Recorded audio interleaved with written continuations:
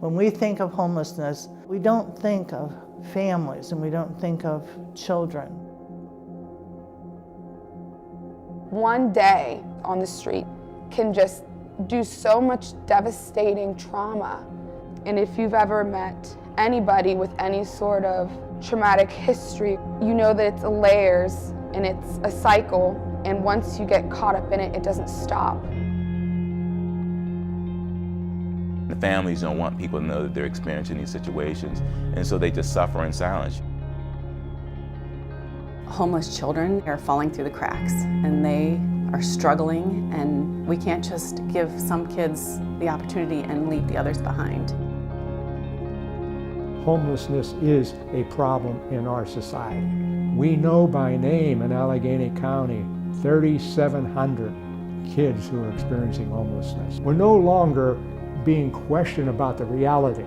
What they're questioning is, how do we fix it? And education is the only way out for them. Only way out.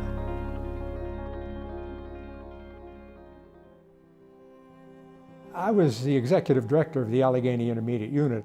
I've had 2 little kids come into my office, and I came to discover that they were living in a shelter.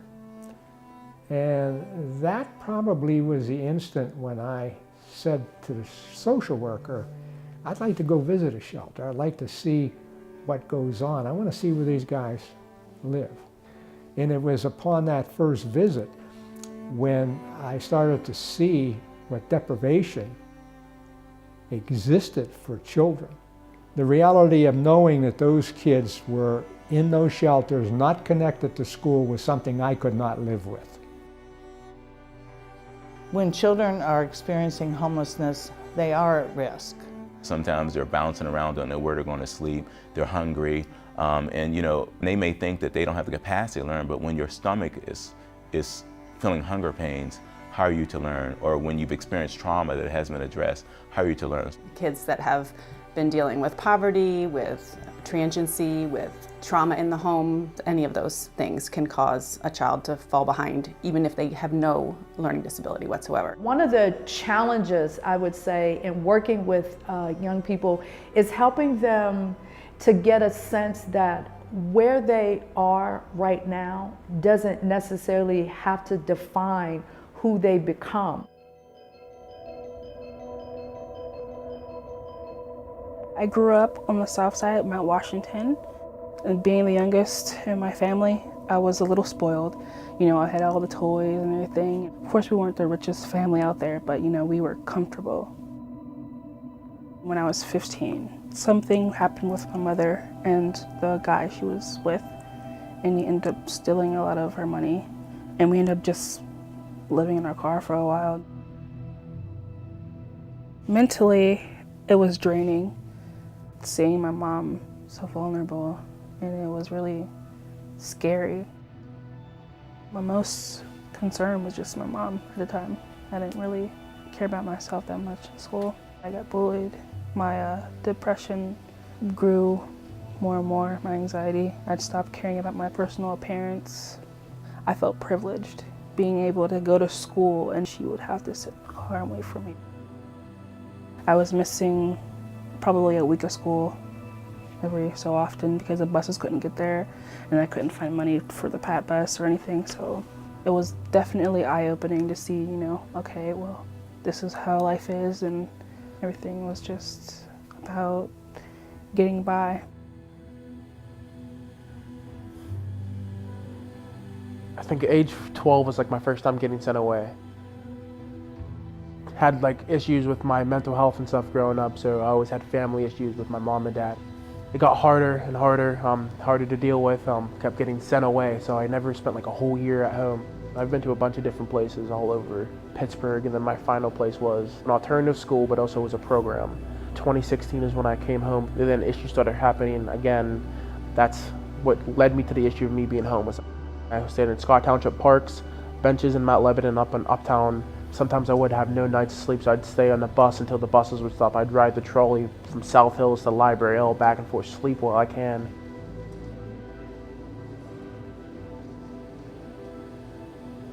When I was in 2nd grade, that was the first time that I was sexually assaulted, and it was by a family member.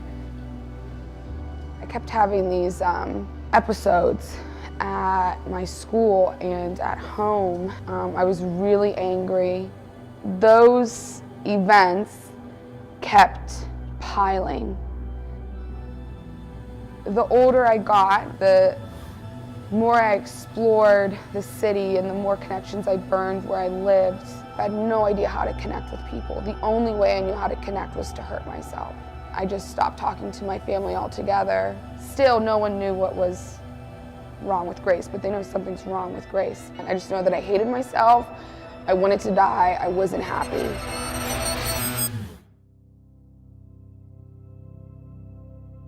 I was put into a prison diversion program, and the goal is to rehabilitate you by mandating therapy and group therapy and community peer support groups. And I was interested in volunteering social work. I ended up meeting with Susie from Homeless Children's Education Fund. And I sit down and she asked me, why are you interested in working at this drop-in?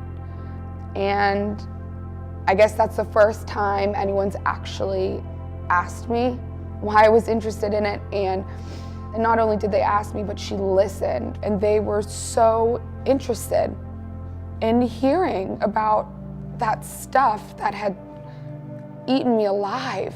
She said, oh my God, you would do so well. And I was shocked. I was offered a job through Chris McEnany's organization, HCEF. Chris was not just an advocate for me. I feel like he did the extra mile. He didn't take a step, he took a leap. So if I didn't meet Chris, I don't know where I'd be right now. 11th grade, I met Chris. He would come in every Thursday and talk to me about what I wanted to do with school, how I was going to bring up my grades. Most importantly, he often asked me about how I was doing personally. And I wasn't used to people asking me that. And someone actually caring about my education. And I wanted to take advantage of it. I ended up graduating salutatorian. I was really proud of myself, and my mom was there, and just, it was worth it.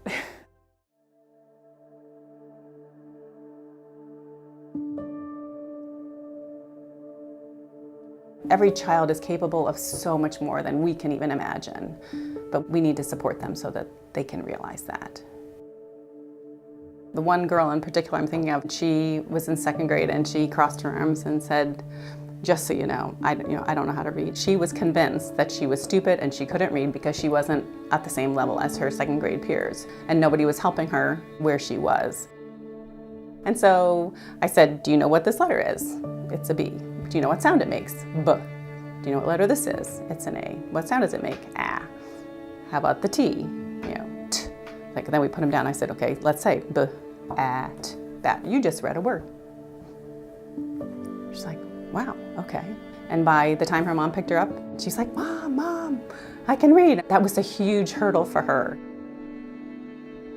I know what we're doing is way more than just tutoring. It's tutoring, it's mentoring, it's building relationships, it's giving them hope. It goes back to those basic needs that we all have, to be accepted, to be wanted, to do well.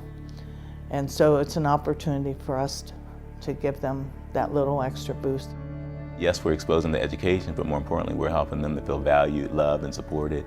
And then I think there's an opportunity to help the kid to get on the right path to college or to succeed in school. Relationships are the cornerstone of what we're building here. And so the students have to know that they can trust the tutor. I've had the opportunity to actually go into Brashear and see for myself sort of the impact that we have the potential to have. A lot of schools want our services, but the schools don't pay for our services, so it's important that we are able to fundraise. To build this organization and increase our reach, we do need the support of the rank and file person. With the help of additional resources, I think we can improve the delivery of this education connection, and actually we will find that there are more children in need of this service.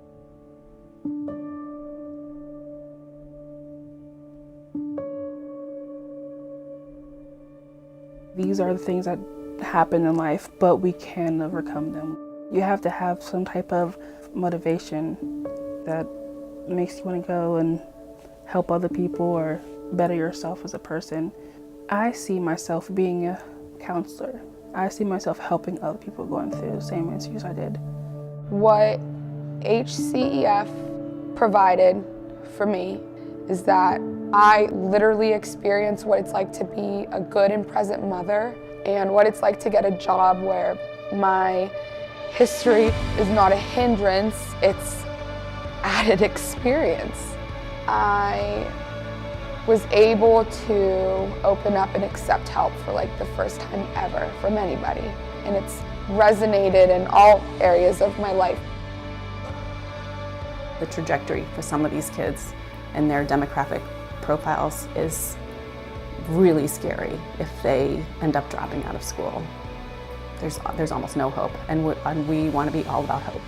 I want them to know that anybody can be homeless or experience homelessness, that everybody's not on drugs. Yes, those are part of our society, but it could be someone like you or me, that someone could lose a job, it could be a natural disaster, that you have to look at each case by itself and realize that you can't just label people. We want kids to become who they want to be.